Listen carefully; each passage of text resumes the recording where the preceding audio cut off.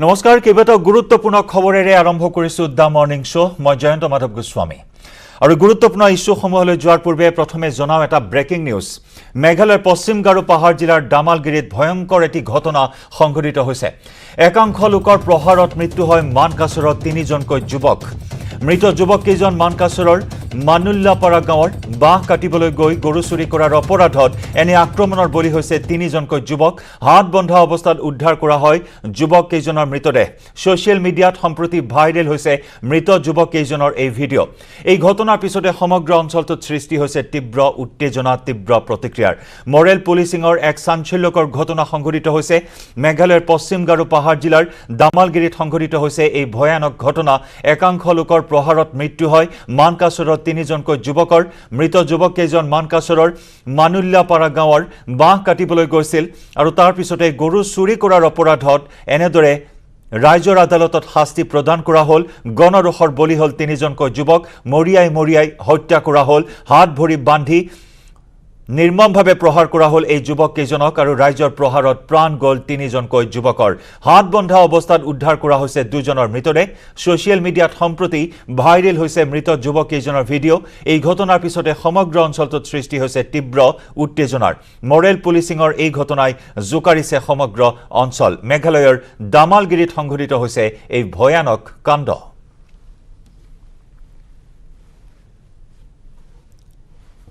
The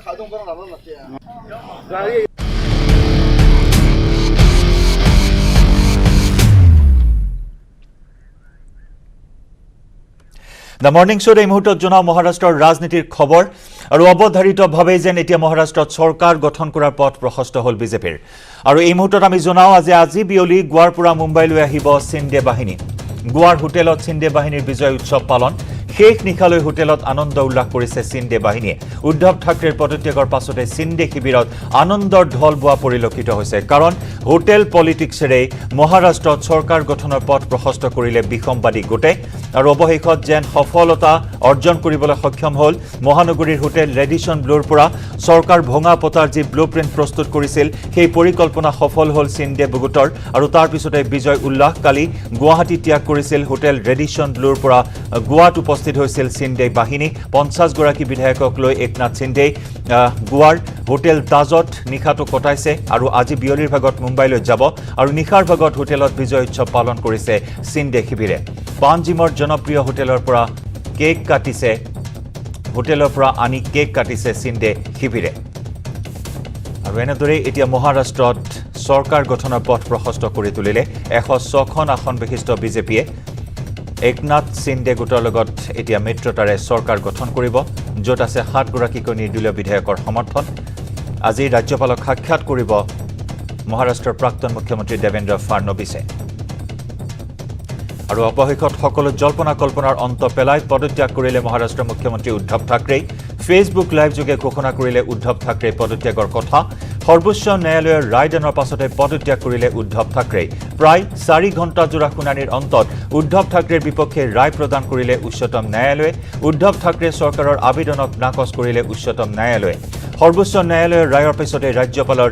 ৰাজ্যপাল ভগত সিং কোশাৰিয়াৰ হাতত পদত্যাগ পত্ৰ দাখিল কৰিলে ঠাকৰে দুই পুত্ৰক লগত লৈ নিজেই বাহন চলাই গৈ ৰাজভৱনলৈ গৈ ৰাজ্যপালৰ হাতত তুলি দিলে পদত্যাগ পত্ৰ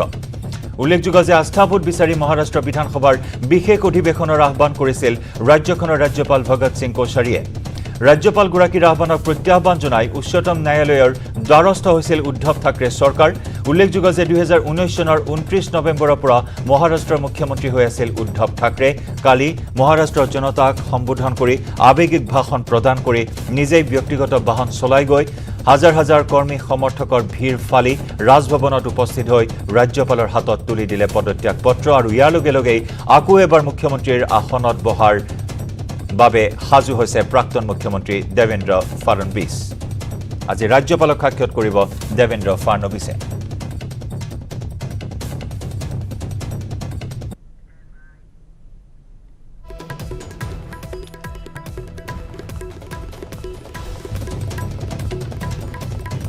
আৰু ইফালে দেৱেন্দ্ৰ ফাড়নবিছে মুখ্যমন্ত্ৰী হিচাপে শপত গ্ৰহণ কৰাৰ সম্ভাৱনা আছে উপমুখ্যমন্ত্ৰী কোন হ'ব তাকে লৈ এই মুহূৰ্তত জল্পনা কল্পনা আৰম্ভ হৈছে একনাথ সিন্ধেক উপমন্ত্ৰীৰ বাব দিয়া হ'ব নেকি এনে ধৰণৰ এই মুহূৰ্তত ব্যাপক জল্পনা কল্পনা চৰ্চা আৰম্ভ হৈছে আজি চৰকাৰ গঠনৰ আৰ্জি লৈ ৰাজ্যপালক সাক্ষাৎ কৰিব দেবেন্দ্ৰ ফাড়নবিছে দেবেন্দ্ৰ ফাড়নবিছ মুখ্যমন্ত্ৰী হোৱাৰ পিছতে বিধানসভাত প্ৰমাণ কৰিব লাগিব সংখ্যাগৰিষ্ঠতা মহাৰাষ্ট্ৰ বিধানসভাত বিজেপিৰ আছে 106 গৰাকী বিধায়ক আন 7জন নিৰ্দলীয় বিধায়কৰ সমৰ্থন আছে ইয়াৰ লগতে শিৱসেনাৰ একনাথ সিন্ধে শিবিৰৰ 39 জন বিধায়কে সমৰ্থন দিলে নিশ্চিত হ'ব বিজেপি চৰকাৰ গঠন উদ্ধৱ ঠাকৰেৰ পদত্যাগৰ পাছতে বিজেপি শিবিৰত দেখা গৈছে ব্যাপক আনন্দ উল্লাস মুম্বাইৰ হোটেল তাজ প্ৰেসিডেন্টত বিজেপি বিধায়িনী দলৰ সৈতে আলোচনাত মিলিত হয় দেবেন্দ্ৰ ফাড়নবিছ আৰু মিঠাই খুৱাই বিজেপিৰ কৰ্মীয়ে আনন্দ প্ৰকাশ কৰা কালি পৰিলক্ষিত হয় আৰু এই আনন্দৰ বন্যা বৰ্তমানে অব্যাহত আছে বিজেপিৰ শিবিৰত আৰু অৱধাৰিতভাৱে পুনৰবাৰ মহাৰাষ্ট্ৰৰ মসনদ দখল কৰিবলৈ সাজু হৈছে বিজেপি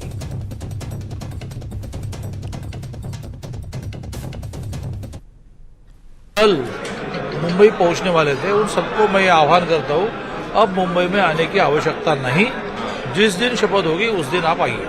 ओके जिस दिन शपथ होगी उस दिन आप आएंगे शपथ क्या परसों होगी नहीं वो तय हो रहा है ओके उद्धव जी ने आज कैबिनेट मीटिंग में आज औरंगाबाद का नाम बदल दिया उस्मानाबाद का नाम बदल दिया हिंदुत्व की राह पर फिर से चल पड़े नहीं वो थोड़ी देरी हुई यदि यही स्टैंड लेकर वो राष्ट्रवादी और राष्ट्रीय के साथ नहीं जाते राष्ट्रवादी कांग्रेस और राष्ट्रीय कांग्रेस के साथ नहीं जाते पर हिंदुत्व का जो भूमिका है उसको पकड़ के रहते साथ में काम करते तो आज जो नौबत आई वो नहीं आती फ्लोर टेस्ट का तो अभी कोई सवाल नहीं आता सीएम उद्धव जी है उन्होंने रिजाइन कर दिया है अभी तो नई सरकार बनेगी देखते भी शायद मुझे लगता है 2-3 दिन लगेंगे नई सरकार बनने के लिए हमारे पास तो 165 170 मुझे लगता है 170 का भी हम फिगर क्रॉस कर देंगे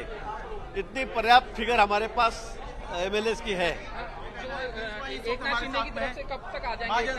आ जाएंगे आज कल एकनाथ जी सिंह कल भी आएंगे परसों भी आएंगे आ सकते हैं अभी कब भी आ सकते हैं अभी तो कोई सुरक्षा का प्रॉब्लम नहीं है पूरी सुरक्षा का बंदोबस्त हमने किया है और कोई डरने की बात ही नहीं है सामने भी कोई बचा ही नहीं है जो इस्तीफा उन्होंने 9 दिन पहले देना चाहिए था वह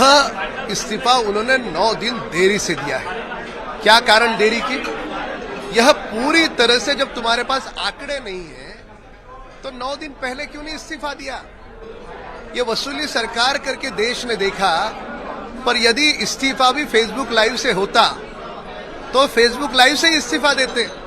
ये पूरी तरह से फेसबुक लाइव सरकार थी सत्य का विजय हुआ है मुझे लगता है तो राजीनामा तो दिया है और महाराष्ट्र एक नई सरकार अच्छी सरकार देवेंद्र जी की नेतृत्व में मिलेगी इसलिए महाराष्ट्र में खुशी का माहौल है আৰু এইখিনি মুহূৰ্তত আমি যোগাযোগ স্থাপন কৰিছো আমাৰ এছ'চিয়েট এডিটৰ পাৰ্থজ্যোতি বৰাৰ সৈতে পাৰ্থ প্ৰায় 9-10 দিনীয়া যি পৰিক্ৰমা বিসম্বাদী ৰাজনীতিৰ উকমুকনি আৰু তাৰ পিছত অৱশেষত এই পথ প্ৰশস্ত হৈ উঠিল যে বিজেপিয়ে পুনৰবাৰ মহাৰাষ্ট্ৰৰ মসনদ দখল কৰিব এই মুহূৰ্তত এতিয়া চৰ্চা চলিছে মুখ্যমন্ত্ৰী উপমুখ্যমন্ত্ৰীৰ পদক লৈ শেহতীয়াকৈ কি আপডেট আছে আপোনাৰ হাতত জয়ন্ত ইতিমধ্যে সকলো যি পলিটিকেল ক্ৰাইচিছ সেই ক্ৰাইচিছৰ ইতিমধ্যে অন্ত পৰিছে আৰু আপুনি সঠিকভাৱে সকলোখিনি বিশ্লেষণ কৰিছে নতুন যি আপডেট আছে আপুনি জনাইছে দেবেন্দ্ৰ ফাড়নবিছ যিহেতু তেওঁ বিৰোধী দলৰ দলপতি আছিল গতিকে তেওঁ ভাৰতীয় জনতা পাৰ্টিৰ মুখ্যমন্ত্ৰীৰ যি পদৰ তেওঁ দাবীদাৰ গতিকে আজিৰ দিনটোতে তেওঁ ৰাজ্যপালক সাক্ষাৎ কৰি চৰকাৰ গঠনৰ সেই দাবী উত্থাপন কৰিব পাৰে আৰু যিহেতু উদ্ধৱ ঠাকৰে ইতিমধ্যে মুখ্যমন্ত্ৰী পদৰ পৰা পদত্যাগ দিছে তেওঁ পদত্যাগ পত্ৰ প্ৰেৰণ কৰিছে আৰু তেওঁ পদত্যাগ পত্ৰ ইতিমধ্যে ৰাজ্যপালে গ্ৰহণ কৰিছে গতিকে আজি 11 বজাত যি ফ্লোৰ টেষ্ট অনুষ্ঠিত কৰিবলগীয়া কৰাৰ প্ৰয়োজন নাই বা কৰাৰ কোনো অৱকাশ নাই ইতিমধ্যে উদ্ধৱ ঠাকৰে চৰকাৰখনৰ পতন ঘটিছে গতিকে শীঘ্ৰে নতুন চৰকাৰ এখন গঠন কৰাৰ দিশত তৎপৰ হৈছে দেবেন্দ্ৰ ফাড়নবিছ কাৰণ তেওঁৰ হাতত বা বিজেপিৰ হাতত 106 জন বিধায়ক আছে আৰু তেওঁলোকে সমৰ্থন দিব একনাথ সিন্ধেৰ যি 39 জন বিধায়ক 39 জন বিধায়কে আৰু 10-12 জন নিৰ্দলীয় বিধায়কে তেনে পৰিস্থিতিত সহজতে বিজেপি চৰকাৰখন গঠন কৰিব পাৰিব একনাথ সিন্ধেৰ সমৰ্থিত বিধায়কসকলৰ সহযোগত কিন্তু একনাথ সিন্ধেৰ পুত্ৰই আত্মপ্ৰকাশ কেনেকৈ কৰিব তেওঁলোক প্ৰকৃত শিৱসেনা হ'ব নে তেওঁলোকে অন্য গোট গঠন কৰিব নে কোনোবা এক্সিষ্টিং যি ৰাজনৈতিক দল আছে সেই ৰাজনৈতিক দলৰ সৈতে মাৰ্জ কৰিব সেয়া লক্ষণীয় হ'ব তাৰ কাৰণে আমি অপেক্ষা কৰিব লাগিব ইতিমধ্যে গোৱাত তেওঁলোকে আনন্দ উল্লাস কৰাৰ কথা আপুনি উল্লেখ কৰিছে এই কেকটাতে তেওঁলোকে পাৰ্টি কৰিছে স্বাভাৱিকতে তেওঁলোকে পাৰ্টি কৰিব কাৰণ তেওঁলোকে যি পৰিকল্পনা কৰিছিল সেই পৰিকল্পনা সফল হ'ল আৰু উচ্চতম ন্যায়ালয়ৰ নিশাৰ যি ভাৰ্ডিক 9 বজাৰ যি ভাৰ্ডিক যি জাজমেণ্ট যি ৰায় সেই ৰায় খুবেই অৱধাৰিত আছিলে কাৰণ বিভিন্ন গোচৰ উচ্চতম ন্যায়ালয়ৰ বিভিন্ন গোচৰতেই উচ্চতম ন্যায়ালয়ে স্বয়ং বিগত বছৰ সময়ত ৰায়দান কৰি আহিছে যে বিধানসভাৰ মজিয়াই উৎকৃষ্ট স্থান যি স্থানত এনে ধৰণৰ ৰাজনৈতিক সংঘাত নিৰ্মূল কৰিব পাৰি আৰু এই ৰাজনৈতিক সংঘাতৰ নিৰ্মূল এইবাৰো ফ্লোৰ অফ দি হাউচ উচ্চতম বিধানসভাৰ মজিয়াতে হ'ব অন্য কোনো স্থানত নহয় অন্য কোনো স্থানত যিমানেই সমৰ্থনত আপুনি বিধায়ক নেদেখুৱাওক সেয়া মিনিংলেছ আপুনি আপোনাৰ বিধায়কৰ সমৰ্থন ফ্লোৰ অফ দি হাউচত বিধানসভাৰ মজিয়াতে দেখুৱাব লাগিব গতিকে অৱধাৰিত যি ৰায় সেই ৰায় আহিলে আৰু ৰায় অহাৰ পিছতে উদ্ধৱ ঠাকৰে পদত্যাগ প্ৰেৰণ কৰিলে পদত্যাগ দিলে ইতিমধ্যে আপুনি জনাইছে নিজে গাড়ী চলাই দুজন পুত্ৰক লগত লৈ নিজৰ ব্যক্তিগত বাহনত ৰাজভৱনলৈ গৈ তেওঁ পদত্যাগ দাখিল কৰিলে কিন্তু গুৰুত্বপূৰ্ণ কথাটো হৈছে তেওঁ MLCৰ পদৰ পৰাও পদত্যাগ কৰিছে তেওঁ যি মহাৰাষ্ট্ৰ উচ্চ সদনৰ সদস্যতা সেই সদস্যতা তেওঁ ৰাখিব বিচৰা নাই গতিকে পৰৱৰ্তী সময়ত উদ্ধৱ ঠাকৰে ৰাজনৈতিক পৰিক্ৰমা কেনেধৰণৰ হ'ব সেয়াও যথেষ্ট মন কৰিবলগীয়া হ'ব মন কৰিব তেওঁৰ পিতৃ বালাচাহেব ঠাকৰে কেতিয়াও কিন্তু সংসদীয় গণতন্ত্ৰত সোমোৱা নাছিল তেওঁৰ পিতৃ বালাচাহেব ঠাকৰে কিন্তু কেতিয়াও নিৰ্বাচনত অৱতীৰ্ণ হোৱা নাছিল নিৰ্বাচনত অৱতীৰ্ণ নোহোৱাকৈ তেওঁ চৰকাৰখনত যথেষ্ট প্ৰভাৱ বিস্তাৰ কৰিছিল তেওঁ যথেষ্ট প্ৰভাৱশালী আছিল কিন্তু এইবাৰ দেখা গ'ল উদ্ধৱ ঠাকৰে নিৰ্বাচনত প্ৰতিদ্বন্দ্বিতা কৰিও চৰকাৰ গঠন কৰিও মুখ্যমন্ত্ৰী হৈও নিজৰ দলটোতে তেওঁ প্ৰভাৱ বিস্তাৰ কৰিব নোৱাৰিলে তেওঁৰ পিতৃ এজন ঘনিষ্ঠ ব্যক্তিয়ে বিসম্বাদ কৰি তেওঁ চকীৰ পৰা উফৰালে গতিকে পৰৱৰ্তী সময়ত তেওঁ নিজৰ ৰাজনৈতিক ধাৰাটো কেনেদৰে লৈ যায় ৰাজনীতিৰ সৈতে জড়িত সক্ৰিয় ৰাজনীতিৰ সৈতে জড়িত হৈ থাকিবনে সংসদীয় গণতন্ত্ৰত তেওঁ প্ৰৱেশ কৰিবনে তেওঁৰ পুত্ৰৰ কি হ'ব কাৰণ পুত্ৰ এজন মন্ত্ৰী আছিল যদিও বয়স কম আছিল কিন্তু পুত্ৰক কিছু আগবঢ়াই দিছিলে পিতৃ আদিত্য ঠাকৰে ক্ষমা কৰিব উদ্ধৱ ঠাকৰে তেওঁৰ পুত্ৰ আদিত্য ঠাকৰে গতিকে পুত্ৰৰ ৰাজনৈতিক ভৱিষ্যত কি হ'ব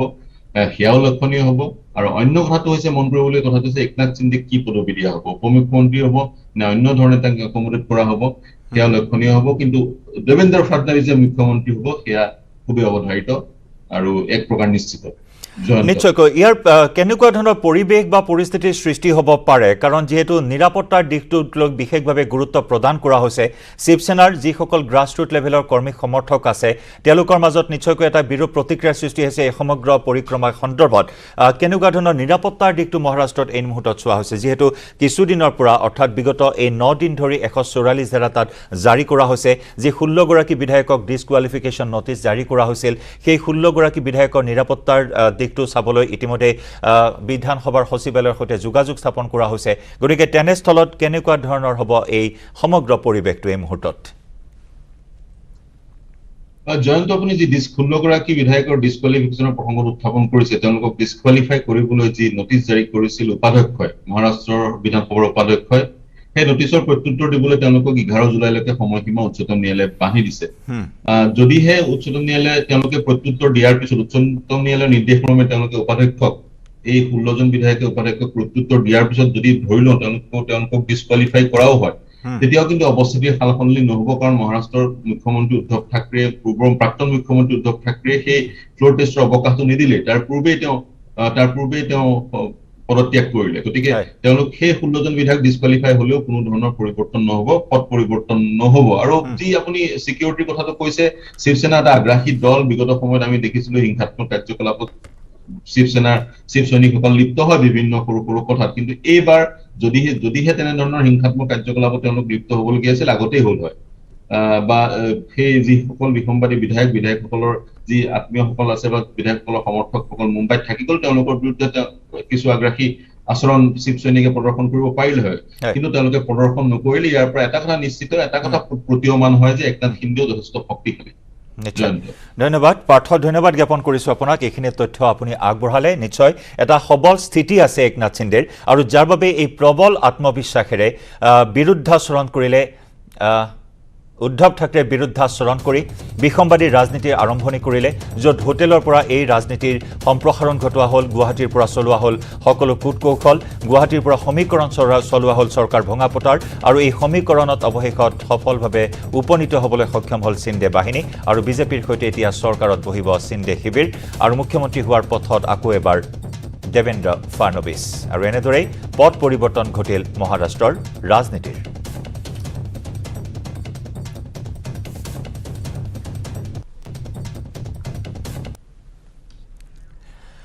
আন এক